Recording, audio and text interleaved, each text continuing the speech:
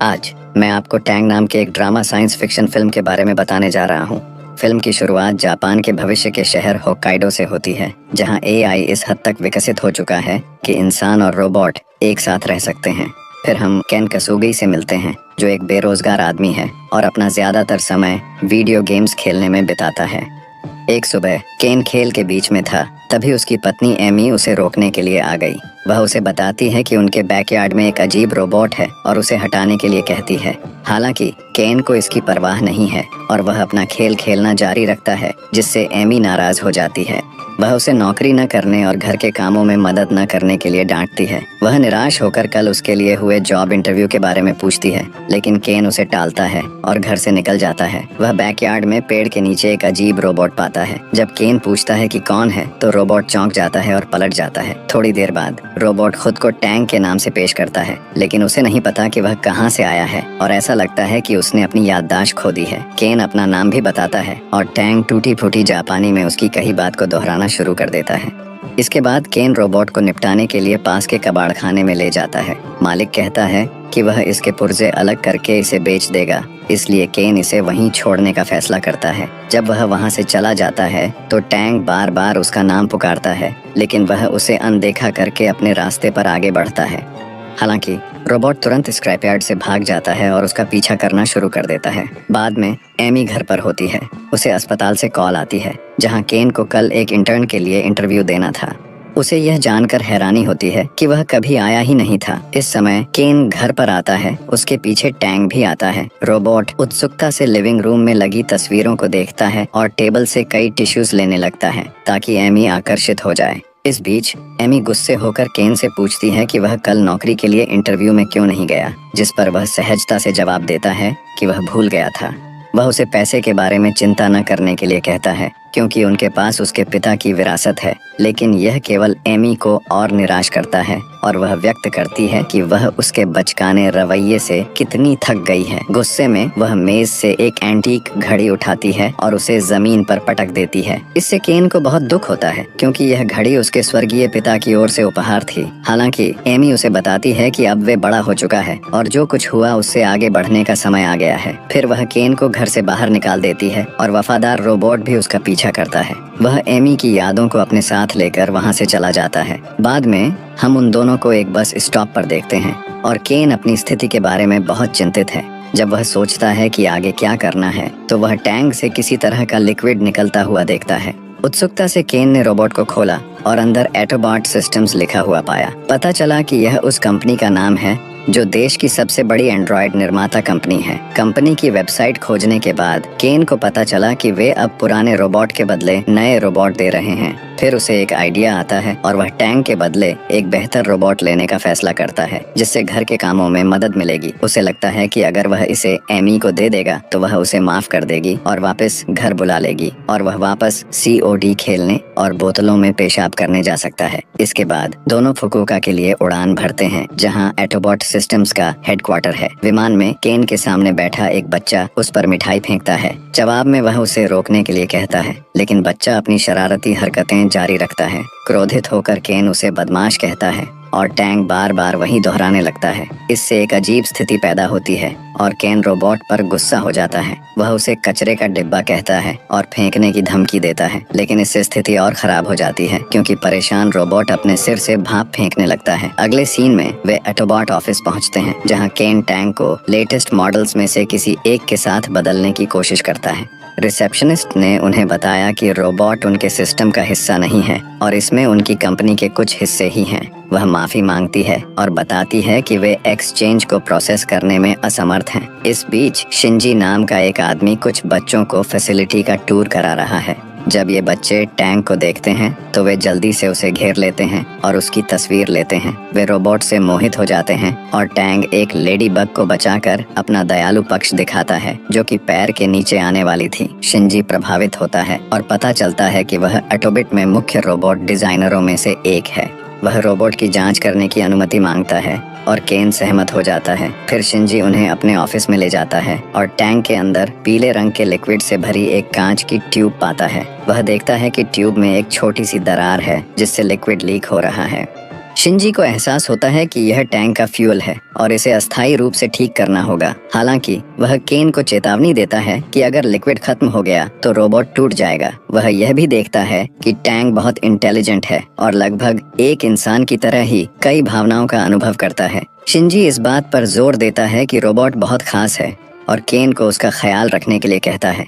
इस बीच हम देखते हैं कि कोई व्यक्ति मॉनिटर पर टैंक के कैमरे के जरिए उन्हें देख रहा है। इसके बाद शिंजी अपने दोस्त ओत्सुकी रिन के बारे में बात करता है, जो रोबोटिक एक्सपर्ट है। वह बताता है कि वह शेनज़ेन, चीन में रहती है और केन को उससे मिलने के लिए कहता है, क्योंकि यह टैंक को ठीक करने का एकमात्र तरीका है। केन नाराज है क्योंकि वह इतनी दूर नहीं जाना चाहता, लेकिन जब शिंजी समझाता है कि रोबोट को बचाने का यही एकमात्र तरीका है तो वह मान जाता है। कुछ घंटों बाद दो आदमी एटोबिट ऑफिस में आते हैं और शिंजी से टैंक की लोकेशन मांगते हैं। वे खतरनाक लगते हैं, इसलिए शिंजी उनको जानकारी दे देता है। इस बीच हम केन और टैंक को शेनज़ेन में उतरते हुए देखते हैं। वे अगले दिन ओत्सुकी से मिलने जाते हैं और वह उन्हें देखकर बहुत खुश होती है।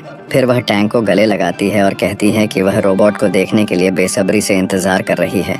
जब ओत्सुकी और केन बात कर रहे होते हैं तो टैंक को दूर से एक रिमोट कंट्रोल कार दिखाई देती है और वह उसका पीछा करता है। हालांकि यह एक जाल साबित होता है, क्योंकि वह रोबोट को अपनी वैन में बंद करके भाग जाते हैं। जब दोनों को यह पता चलता है तो वे कार के पीछे भागते हैं, लेकिन उसके साथ नहीं रह पाते। सौभाग्य से ओत्सुकी अपने कार्ड को जीपीएस ट्रैकर के साथ वैन में फेंकने में कामयाब हो जाती है। फिर हम देखते हैं कि कोई व्यक्ति फिर से रोबोट के जरिए स्थिति की निगरानी कर रहा है। शाम को केन और ओत्सुकी जीपीएस ट्रैकर को ट्रैक करते हुए एक गोदाम पर पहुंचते हैं। कुछ ही देर बाद केन को अचानक इमी का फोन आता है। वह उसे बताती है कि वह अब उसकी देखभाल नहीं कर सकती और कहती है कि उसके ना होने पर उसे बहुत बेहतर महसूस हुआ है। वह कहती है कि यह उसके माता पिता का घर है, इसलिए वह वहां से चली जाएगी। केन उसकी बातों से हैरान है और परेशान महसूस करता है। हालांकि वह उसके फैसले का सम्मान करता है और उसे जाने देने का फैसला करता है।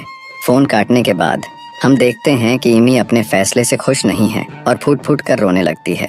वह वीडियो गेम में बहुत अच्छा था। इस बीच गोदाम का दरवाजा अचानक खुलता है, इसलिए केन अपनी भावनाओं को दूर करता है और ओत्सुकी के साथ अंदर जाता है। वे देखते हैं कि दो किडनैपर्स इधर उधर घूम रहे हैं और कुछ बियर लेने के लिए ऊपर की ओर जा रहे हैं। इसका लाभ उठाते हुए केन और ओत्सुकी जल्दी से टैंक को पकड़ लेते हैं और जाने की तैयारी करते हैं। लेकिन कुछ ही देर बाद काटो नाम का एक आदमी वहां आता है, जो खुद को किडनैपर्स का बॉस बताता है।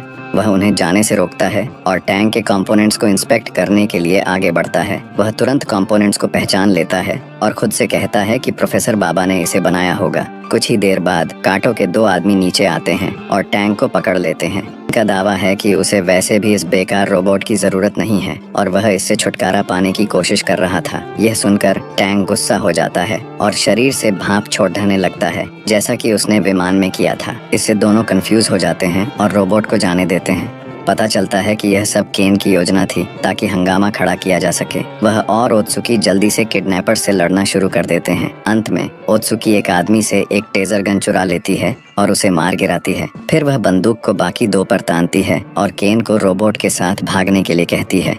इसके बाद केन टैंक के साथ गोदाम से भाग जाता है, लेकिन वह देखता है कि रोबोट का शरीर लीक हो रहा है। फिर उसे एक अनजान नंबर से वीडियो कॉल आती है। जब वह उसे उठाता है तो पता चलता है कि वह प्रोफेसर बाबा है, जिसने टैंक को बनाया है।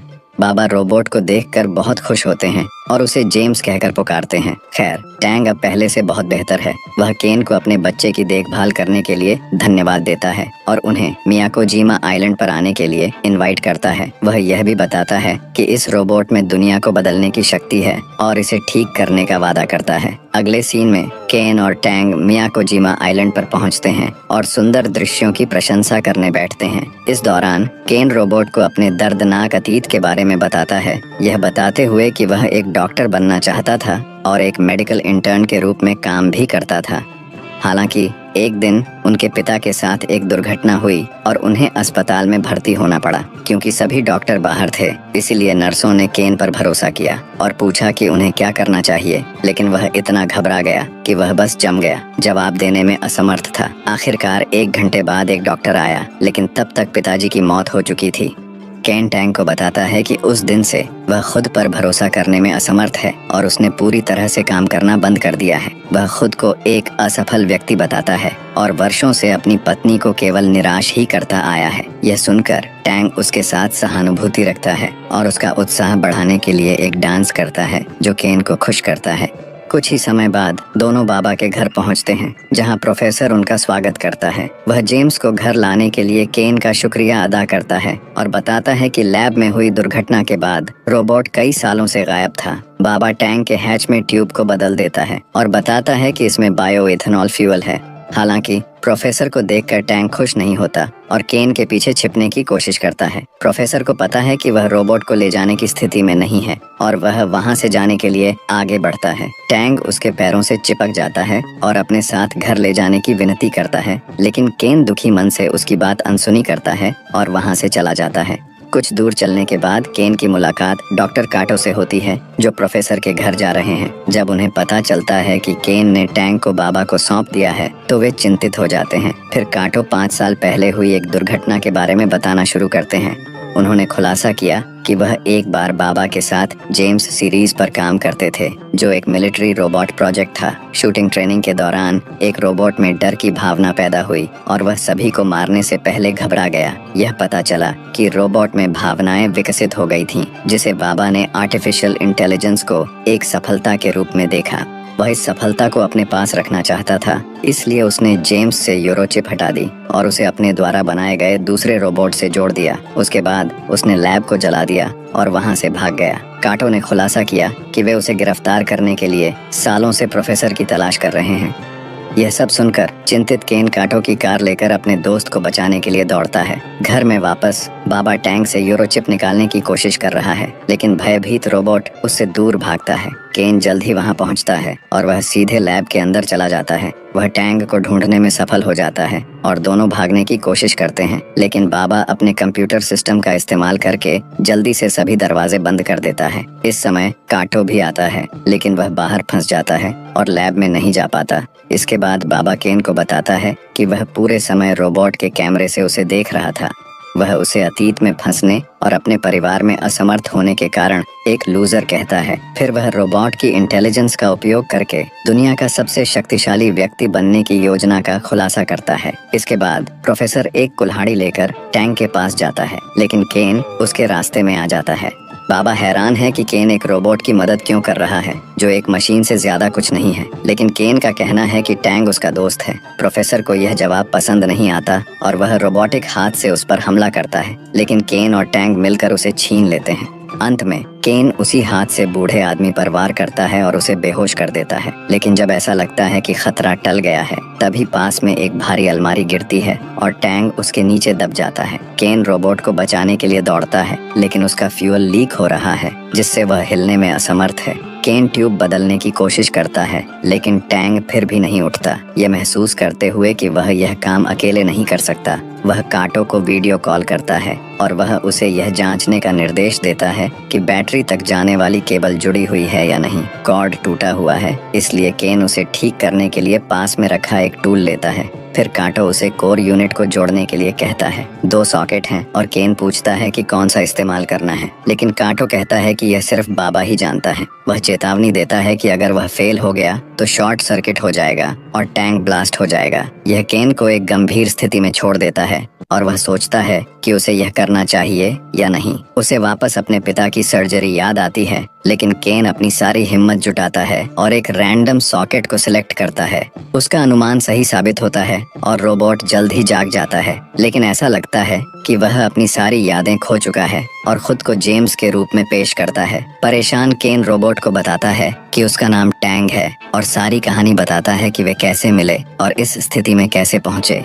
हैरानी की बात है कि इससे टैंग की यादें वापस आ जाती हैं, जो यह दर्शाता है कि वह भावनाओं को महसूस कर सकता है। मुझे लगता है कि ऐसा ही है, इसका कोई मतलब नहीं है। फिर वह आखिरकार केन को उसके नाम से पुकारता है और कहता है कि वह उससे प्यार करता है। यह सुनकर वह केन बहुत खुश होता है और जवाब देता है कि वह भी टैंग से प्यार करता है। अगले सीन में कई पुलिस वाले घर पर पहुंचते हैं और प्रोफेसर बाबा को गिरफ्तार कर लेते हैं। फिर केन टैंग के साथ घर जाता है और अपनी पत्नी को पाता है, जो घर से जाने वाली होती है। केन ने देखा कि उसने उसके पिता की पुरानी घड़ी ठीक कर दी है और यह देखकर वह बहुत खुश हो गया। अब वह उसे रोकना चाहता है, लेकिन वह कुछ भी कहने से डरता है। इसीलिए टैंग ने केन का एक रिकॉर्ड किया हुआ संदेश चलाया, जिसमें कहा गया था कि वह फिर से डॉक्टर बनेगा और अतीत में जो कुछ भी हुआ उससे आगे बढ़ेगा। वह एक बेहतर इंसान बनने और अपनी पत्नी को वापस पाने के लिए बहुत मेहनत करेगा। यह सब सुनकर एमी बहुत भावुक हो जाती है और अपने पति को माफ करने का फैसला करती है। केन भी रोते हुए हर चीज के लिए माफी मांगता है और वादा करता है कि वह उसके लिए एक बेहतर पति बनेगा। फिल्म के अंत में दोनों के बीच एक पैशनेट किस होता है, लेकिन टैंग की आंखों पर चादर